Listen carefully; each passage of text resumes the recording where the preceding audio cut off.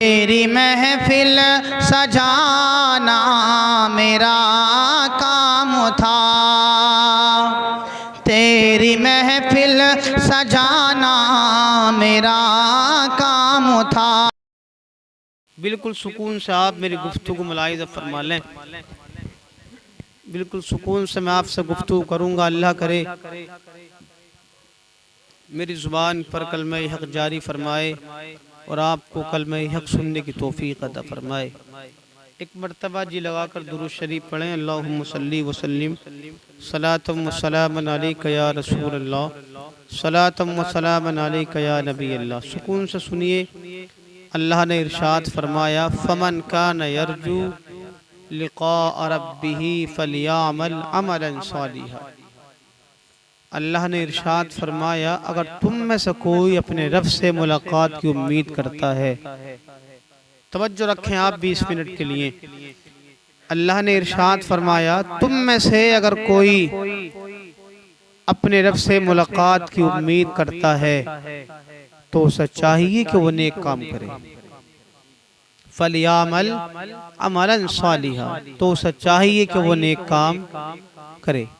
तवज्जो है नहीं आपकी? मफहूम आपके समझ में आ गया? अल्लाह ने इरशाद फरमाया, अगर तुम में से कोई लेडीज हो या जेंट्स, तुम में से अगर कोई अल्लाह से मुलाकात की उम्मीद रखता है तो उसे चाहिए कि वो नेक काम करे। नेक काम करोगे अल्लाह तुम्हें यहाँ भी कामयाबी देगा, मरने के बाद कब्र में कामयाबी अता फरमाएगा। आज घर घर में नफरतों का माहौल बना हुआ है। तवज्जो रखें आप। बिल्कुल मैं हाजिरी गुफ्तगू करता हूँ आपसे इस दौर के लिहाज से। आज हर घर में नफरतों का बाजार गर्म है। आपस में एक दूसरे से नफरत, एक दूसरे से बोलचाल बंद। तवज्जो रखें आप, मेरी माँ और बहनें भी सुकून से सुने। हर घर में नफरतों का बाजार गर्म है। सास को देखो तो बहू से नाराज है, बहू को देखो तो सास से नाराज, सास बहू में बोलचाल बंद, नंद भावज में बोलचाल बंद, देवर भाभियों में बोलचाल बंद, बहू ससुर में बोलचाल बंद। और एक बात ये भी है कि कभी कभी ऐसा होता है शोहर और बीवी में ही बोलचाल बंद हो जाती है। नहीं है ये बात भाई? जो शादीशुदा वो जानते हैं। और ये बात जम के हर घर में यही माहौल है। कभी कभी ऐसा होता है जब बेचारा शोहर घर को आता है ना वापस कमाने के बाद में। देखो तवज्जो रखें आप, मैं ज्यादा वक्त नहीं लूंगा आपका, बस आप सुन लें। बिल्कुल मैं हाजिरी गुफ्तगू आपसे करता हूँ दौरे हाजिर के लिहाज से। इंशाअल्लाह मैं ये दुआ करता हूँ रब्बे कदीर की बारगाह में, अल्लाह मेरी बात आपके जहन में उतर जाए और अल्लाह आपको इन बातों पर अमल करने की तौफीक अता फरमाए। सुनिए, कभी कभी ऐसा होता है साहब शोहर बीवी में बोलचाल बंद है। मैंने कहा ना नफरतों का बाजार गर्म है। लेकिन साहब एक मजे की बात यह है, जिसके पास जो होता वही बांटता है। अगर तुम्हारे पास मोहब्बत है तो तुम मोहब्बत बांटोगे, तुम्हारे पास अगर नफरत है तो तुम नफरतों का बाजार गर्म करोगे। तुम्हारे पास अगर पैसा है तो तुम पैसे के जरिए गरीबों की मदद कर सकते हो, नहीं है तो नहीं कर सकते। बताने का मकसद ये है जिसके पास जो हुआ करता है वो वही बांटता है। अगर तुम्हारे पास अल्लाह ने तुम्हारे दिलों में दूसरों के लिए मोहब्बत रखी है तो तुम दूसरों को अपने जरिए मोहब्बत का पैगाम दोगे। और अगर तुम्हारे दिलों में नफरतें हैं, बुग़्ज़ है, हसद है, कीना है, यार मैं यूं कहता हूँ हर घर में हसद की बाजार गर्म है। तुम जिठानी दुरानी को ले लो, जिठानी की जुबान पर अलग है न मेरी दुरानी ने करा दिया, दुरानी की जुबान पर अलग है मेरी जिठानी ने करा दिया। भावज को देखो मेरी नंद ने करा दिया, नंद को देखो तो भावज ने करा दिया। यार हर घर में, हर घर के अंदर ये माहौल हो चुका है। अरे सोचो, मैं यूं कहता हूँ जिसके पास जो हुआ करता है वही बांटा करता है। तुम्हारे पास अगर मोहब्बत है साहब तो तुम इस मोहब्बत के जरिए दुश्मन को अपना बना सकते हो। जब तुम्हारे पास मोहब्बत ही ना होगी, अरे यार ये इतना बहुत सा पैसा कमा रही है, मुफ्ती साहब मोटरसाइकिल पर घूमते रहे हर वक्त, तो तुम्हारे पास जो होगा वही बांटोगे। सुने आप, अब कभी कभी ऐसा होता है साहब, क्योंकि मौजू मुझे ये दिया गया भाई, मैं क्या कर सकता हूँ। शोहर बेचारा, मैंने कहा ना कि कभी कभी ऐसा होता है मियां बीवी में झगड़ा हो जाता है, बोलचाल बन, वो बीवी जिसके लिए शोहर ने अपने बाप को छोड़ा, अपनी माँ को छोड़ा, वो बीवी जिसकी खातिर शोहर ने अपने भाइयों को छोड़ा, भाइयों से नाराजगी की, बाप से नाराजगी की, अपनी माँ को छोड़ दिया, बीवी के कहने पर आकर माँ बाप को घर से बाहर निकाल दिया। आज वही है बीवी, किसी बात को लेकर बीवी का झगड़ा शोहर से हो गया, बीवी के चेहरे पर 72 बज रहे हैं। ये शोहर है बेचारा, पूरा दिन सूरज की गर्मी उतारने के बाद घर में आया, घर में जब घुसा तो आकर देखा तो मैडम साहब बैठी है चेहरे पर 72 बजाकर। अब शोहर ने कहा कि क्या बात है भाई, पानी लाओ, खाना लाओ, वो रखा उठा कर खा लो, मुझसे मत बोलियो। क्या हो गया, बोल मत जाइयो, दिमाग बहुत खराब है। बेचारा वो बेचारा, लेकिन आजकल भी शोहर कम थोड़े हैं, शोहर भी तो बहुत आगे की चीज हो रही है। अगर बीवी का हक, शोहर का हक बीवी पर है साहब, तो याद रखना बीवी का हक शोहर पर भी है। ऐसा नहीं है कि खाली शोहर का हक बीवी पर है। जिंदगी गुजारने के लिए 4 बातें बीवी को बर्दाश्त करनी होंगी, और जिंदगी गुजारने के लिए 4 बातें शोहर को बर्दाश्त करनी होंगी। अगर घर चलाना है सुकून के साथ में, आज के इस पुरपितन माहौल में, इस बीजेपी की सरकार में, अगर आपको घर चलाना है सुकून के साथ, अगर जेल की रोटी ना खानी है, तो शोहर को चाहिए कि बीवी की 4 बातों पर सब्र करे, उसको समझाए। अगर वो ना समझे तो उसको उसके हाल पर छोड़ दे। अरे अगर यहाँ ना समझेगी तो कब्र में जाने के बाद समझेगी। कब्र में जब लट फिरेंगे तब उसको अपनी अम्मी याद आ जाएगी। क्या समझ रहे हो आप? अब बेचारा ये शोहर है, अरे भाई क्या हो गया, बोल मत जाइयो मुझसे, बोल मत जाइयो, हंसने की बात नहीं है साहब, बोल मत जाइयो।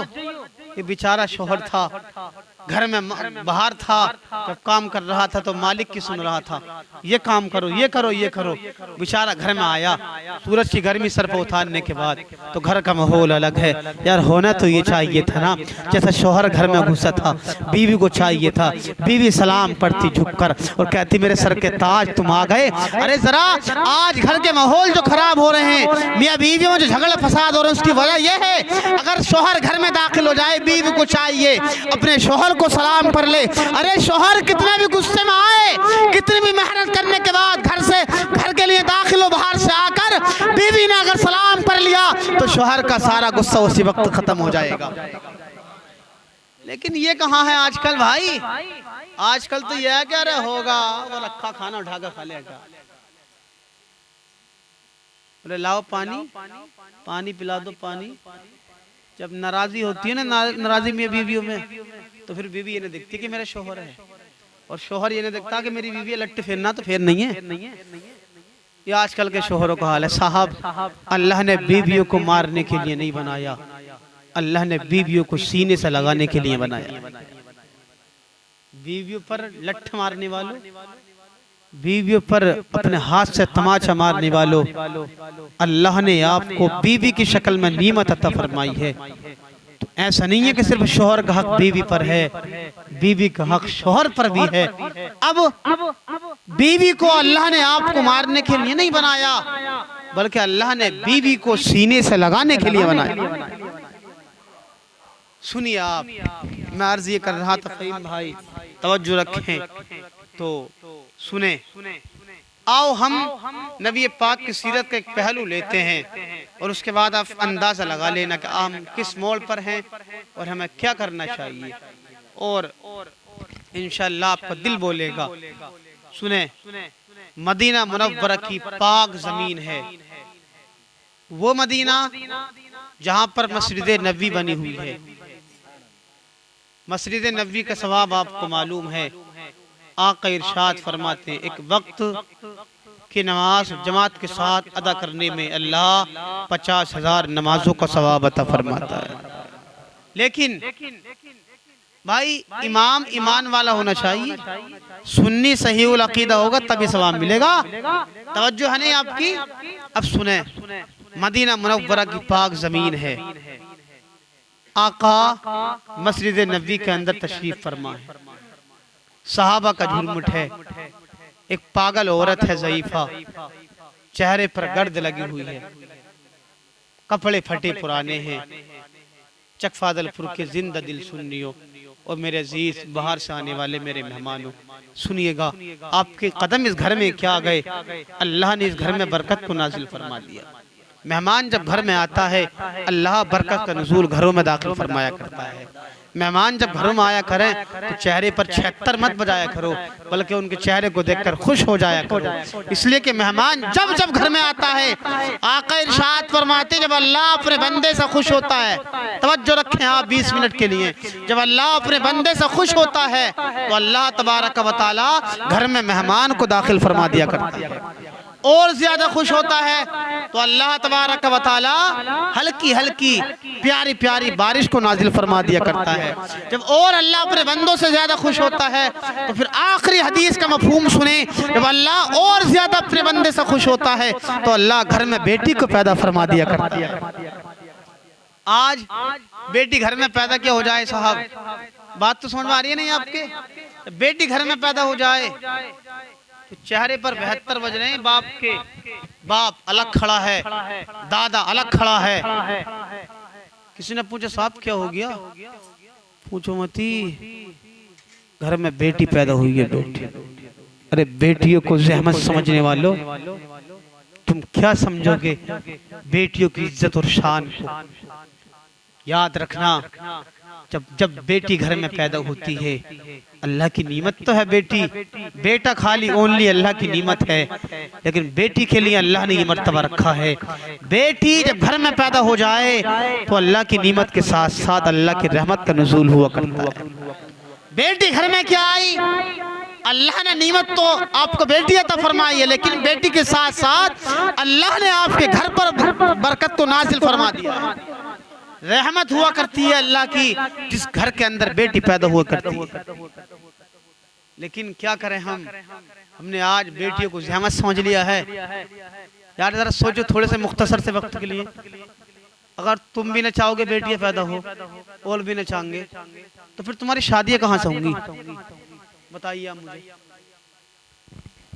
और ये बाप भी न समझता साहब, माँ भी समझा कि पराए घर का ईंधन है बेटी को, अरे पराए घर का ईंधन है, सही घर ले। ये बेटियों के लिए माओ की जुबान है, माओ की। अरे पराए घर का ईंधन, अरे जब होगा, अभी तो ये बेटी तेरे घर में है, अरे तेरे घर में रहेगी बेटी तो बाप के लिए रहमत है। जब जवान हो जाएगी माँ बाप के लिए रहमत है। तुम शादी कर दोगे बेटी की, शोहर के लिए रहमत। जब यही बेटी जवान होने के बाद, शादी होने के बाद माँ बन जाएगी तो अल्लाह इसको नीमत दिया था फरमाएगा, औलाद के लिए इसके कदमों के नीचे अल्लाह जन्नत को रख देगा। के आला हजरत मुफ्ती सहीमुद्दीन कादरी साहब किबला, नारे तकबीर, नारे रिसालत। बेटियों पर उंगली उठाने वालों, बेटी को कभी ज़हमत मत समझना। और देखो याद रखना साहब,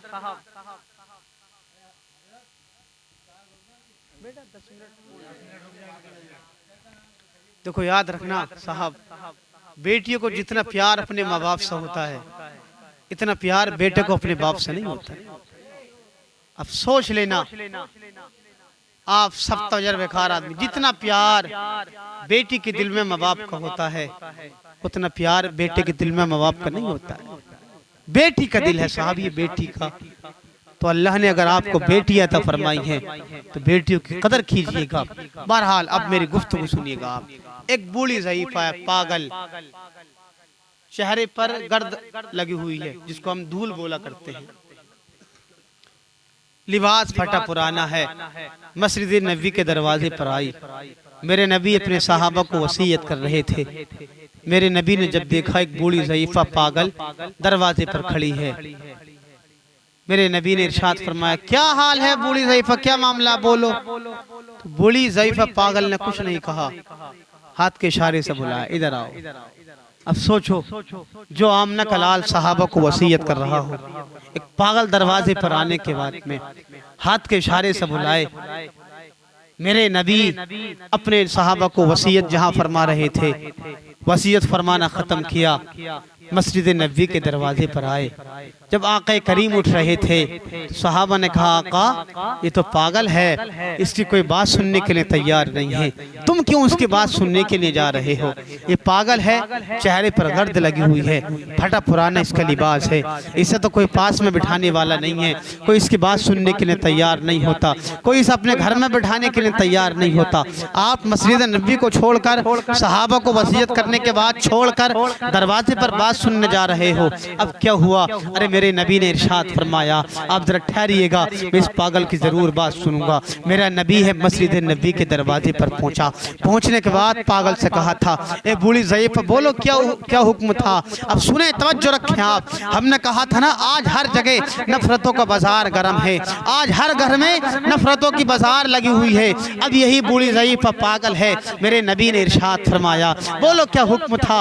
लेकिन बूढ़ी ज़ईफ़ पागल ने कहा था, आका मुझे आपसे कुछ काम है और आपसे कुछ काम है। मेरे नबी ने इरशाद फरमाया, बोलो क्या काम है? तो उस बूढ़ी ज़ईफ़ पागल ने कहा था, आपसे तन्हाई में बात करना चाहती हूँ। मेरे नबी ने इरशाद फरमाया, आप तन्हाई में बात करना चाहती हो? मेरी बूढ़ी ज़ईफ़ पागल ने मेरे नबी का हाथ पकड़ा। बूढ़ी ज़ईफ़ आगे चल रही थी, मेरा नबी कायनात का सरदार पीछे चल रहा था। बूढ़ी ज़ईफ़ पागल आगे आगे जा रही थी, बीच में मेरे नबी जा रहे थे, पीछे सहाबा जा रहे थे। अब यही बूढ़ी ज़ईफ़ा है, मदीने के बाजार से निकली, मदीने के शहर को पार करने के बाद मेरा नबी पीछे चल रहा है पैदल पैदल। यार वो नाजुक से कदम अगर जमीन पर पड़ते थे, मेरे नबी का कदम छप जाया करता था। अरे जरा सोचो तो सही, उस वक्त सहाबा के दिल पर क्या गुजर रही होगी जब बूढ़ी ज़ईफ़ा पागल आगे जा रही होगी, मेरा नबी पीछे चल रहा होगा। तवज्जो रखें आप। फिर क्या हुआ? ए लोगों, किसी का दर्द सुनना सीखो। अगर तुम किसी का दर्द सुनना सीखोगे, इंशाअल्लाह तुम यहाँ भी कामयाब हो जाओगे, मरने के बाद कब्र में कामयाब हो। सुने, मदीने को शहर को पार किया, पैदल सफर है। जब मदीना पार हुआ, मेरे नबी ने इरशाद फरमाया, ए बूढ़ी, बोलो अब तो बता दो क्या हुक्म है? बूढ़ी ज़ईफ़ पागल ने कहा था, अभी नहीं, हम जंगल में चलते हैं, कोई हमें देख न ले। बात करता हुआ अब क्या हुआ? मदीने के शहर को पार किया, बस्ती से खत्म, जंगल में पहुंचे। एक चटियल मैदान है, कंक्रीट जहां पर लगी हुई, आपने देखा होगा पहाड़ी इलाके में कंक्रीट होती है जमीन पर। ऐसी जगह पर बूढ़ी ज़ईफ़ पहुंची, वहां पर जाकर कहा, यहाँ पर बैठ जाओ। सोचो यार, आमना का लाल जमीन पर बैठा होगा। अरे जिस जमीन पर मेरा नबी बैठ जाए, अल्लाह तबारक व तआला उस जमीन के हिस्से को अर्श आज़म से ज्यादा मर्तबा अता फरमा देता है। काबा कितना मुअज़्ज़म है, जिस जमीन पर मेरा नबी बैठ जाए, जो हिस्सा जमीन का मेरे नबी के कदम से लग जाए, अल्लाह तबारक व तआला उस जमीन के हिस्से को काबतुल मुअज़्ज़मा से बुलंद मर्तबा फरमा दिया करता है। मेरा नबी जमीन पर बैठा, पागल ने कहा, ए आका, मेरी 3 शिकायतें हैं आपसे। मेरे नबी ने इरशाद फरमाया, बोलो क्या क्या शिकायतें हैं? तो उस पागल ने कहा था, आका मैं पागल हूँ, जब मैं रास्ते में जाती हूँ ना, तो बच्चे मेरे डेला मारा करते हैं, पत्थर मारते हैं ये नौजवान बच्चे। मैं हूँ पागल, जब डेले मेरे लगते हैं मेरे दिल पर ठेस जाती है। आका मेरी गुजारिश आपसे ये है, आप बच्चों से कह देना मोहल्ले के, मुझको डेले ना मारे। तवज्जो है नहीं आपकी? तो बोली जरा सुभान अल्लाह। आका बच्चे जवान मेरे डेला मारते हैं, जब मैं बस्ती से गुजरती हूँ मेरे दिल पर ठेस जाती है। मेरे नबी ने इरशाद फरमाया, ठीक है मैं मना कर दूंगा कि कोई तेरे डेले ना मारे। फिर मेरे नबी ने इरशाद फरमाया, दूसरी शिकायत कीजिए। उस बूढ़ी पागल ने कहा था, आका दूसरी शिकायत मेरी ये है कि जब मैं गुजरती हूँ तो बच्चे जवान मुझको पागल कहा करते हैं, जब मेरे लोग पागल कहते हैं मेरे दिल पर ठेस जाती है। आका आप मना कर देना जवानों से कि मुझको कोई पागल ना कहे। अब सुने, मेरे नबी ने इरशाद फरमाया, ए बूढ़ी ज़ईफ़ा, ठीक है मैं मना कर दूंगा, कोई तुझे पागल ना कहेगा। अब फिर तीसरी शिकायत की। अब मेरे नबी की बारगाह में कहा था, आका अब तीसरी शिकायत मेरे घर वालों के ताल्लुक से है। वो मेरे नबी ने इरशाद फरमाया, बोलो क्या शिकायत है।